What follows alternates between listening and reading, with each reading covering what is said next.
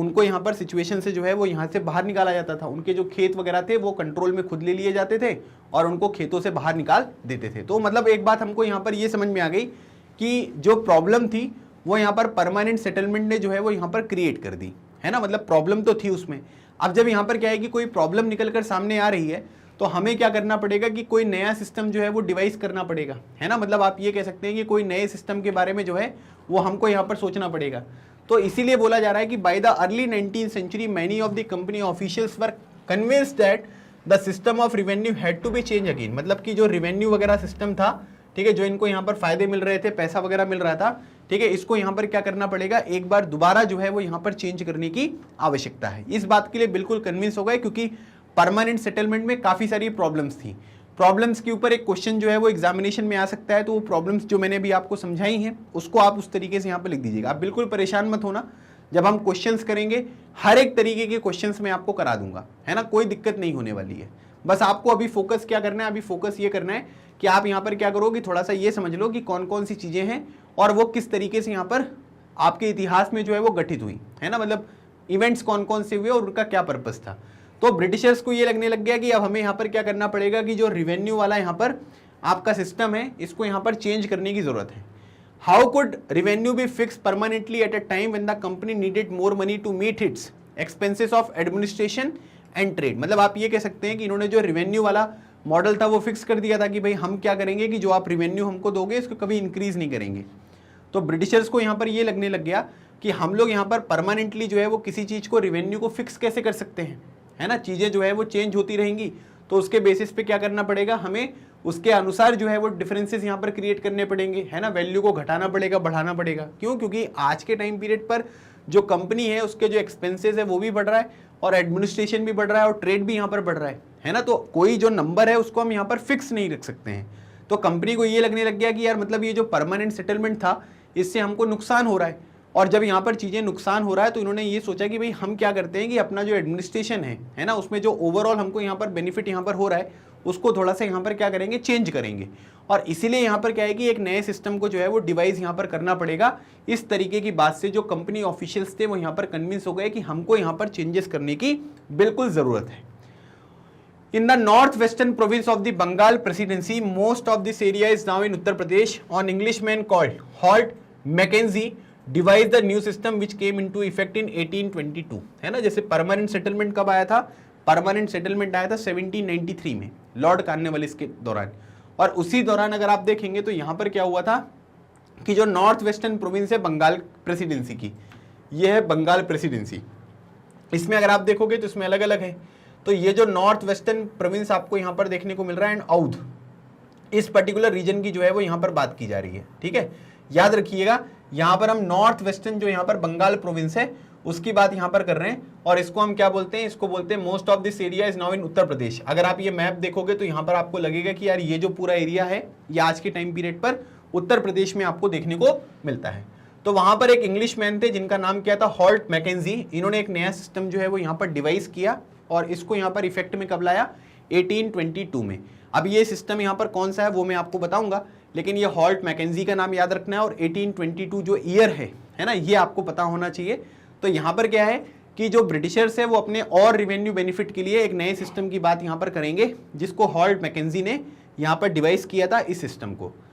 इनको यहाँ पर ये लगा कि that village was an important social institution in north Indian society and needed to be preserve, ठीक है। मतलब इनको ये लगा कि भाई आज के टाइम पीरियड पर जो नॉर्थ ईस्टर्न या जो नॉर्थ इंडियन सोसाइटी है ना, जो उत्तर भारत की सोसाइटी आपको देखने को मिलती है, वहां पर जो विलेजर्स हैं, ठीक है, उनका बहुत ज्यादा इंपॉर्टेंस है ना। और यहाँ पर क्या करना पड़ेगा, उनको प्रिजर्व करने की बहुत आवश्यकता है। लेकिन अभी इससे पहले हमने परमानेंट सेटलमेंट में ये देखा था कि जो कल्टीवेटर्स हैं उनके साथ बुरी तरीके की चीजें हो रही थी, है ना। रेंट वगैरह बहुत ज्यादा लेना पड़ रहा था जिसकी वजह से क्या है कि उनको बहुत ज्यादा बेनिफिट नहीं मिल रहा था।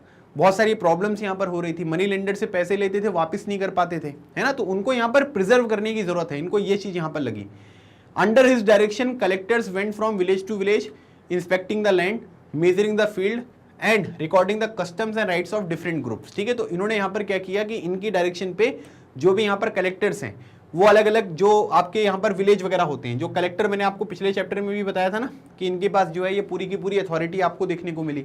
तो ये क्या है कि ये विलेज टू विलेज में गए, उन्होंने जो भी यहाँ पर लैंड है उनका इंस्पेक्शन यहाँ पर किया, है ना, जो भी खेत है उनका मेजरमेंट यहाँ पर किया, फिर उनकी जो कस्टम राइट्स हैं, ठीक है, उनकी जो कस्टम्स हैं, उनके जो राइट्स हैं डिफरेंट ग्रुप्स के, ये सब चीज़ें रिकॉर्ड करी, है ना, कि भाई विलेजेस वगैरह में जाओ, उनसे मिलो, उनसे पूछो कि भाई वहाँ पर उनके खेत कैसे हैं, किस तरीके की एक्टिविटीज़ वो यहाँ पर करते हैं, है ना, उनके अधिकार यहाँ पर क्या हैं, हर एक चीज़ को रिकॉर्ड करो। The estimated revenue of each plot within a village was added up to the calculate the revenue that each village male had to pay।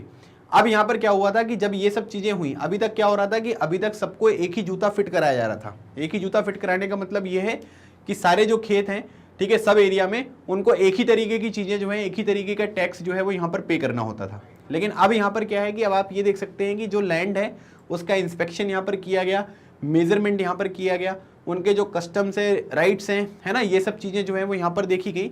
तो अब यहाँ पर क्या है कि the estimated revenue of each plot within a village was added up to calculate the revenue that each village had to pay. मतलब अब यहाँ पर क्या हुआ कि उनकी कंडीशंस को यहाँ पर मॉनिटर करने के बाद, है ना, उसको चेक करने के बाद सभी पर्टिकुलर जो महल हैं, महल बेसिकली यहाँ पर क्या है, महल का मतलब है कि इन British revenue records mahal is a revenue state which may be a village और अ ग्रुप ऑफ विलेज। मतलब महल का सिंपल सा मीनिंग यहाँ पर ये हुआ कि इसमें कुछ विलेज भी हो सकते हैं, एक विलेज भी हो सकता है, जो बेसिकली यहाँ पर क्या होगा कि रेवेन्यू यहाँ पर पे करेगा।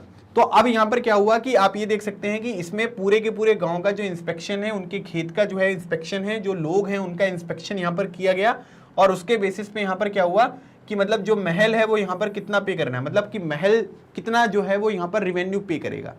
तो उसके हिसाब से क्या है कि चीज़ों को जो है वो यहाँ पर चेक किया गया, मतलब उसमें एडिशन यहाँ पर किया गया। पहले आप कुछ चीज़ें जो हैं वो पे कर रहे थे, फिर इनका इंस्पेक्शन करके जो भी यहाँ पर चीज़ें कैलकुलेट करी गई वो आपको बताया गया। तो मतलब आप ये कह सकते हैं कि एक नया तरीके के सिस्टम आपको देखने को मिला, जिसमें यहाँ पर क्या हो रहा है कि जो पहले से चीज़ें यहाँ पर फिक्स थी, सबके लिए समान थी, सबको एक ही जैसा काम करना था। लेकिन अब यहाँ पर क्या हो रहा है कि अब अगर आप देखोगे तो यहाँ पर क्या है कि उसका इंस्पेक्शन करके ये चीज़ यहाँ पर डिसाइड करी गई कि किस तरीके से आपको यहाँ पर फोकस करना है, मतलब कौन सी चीज़ें यहाँ पर ऐड करी जाएंगी और वो किस तरीके से ऐड करी जाएंगी, है ना। तो ये चीज़ जो है वो यहाँ पर मैकेंजी के जो ऑर्डर है, डायरेक्शन है, उस पर ये चीज़ यहाँ पर की गई, ठीक है। तो महल याद रखिएगा क्या है कि ये ग्रुप है ना।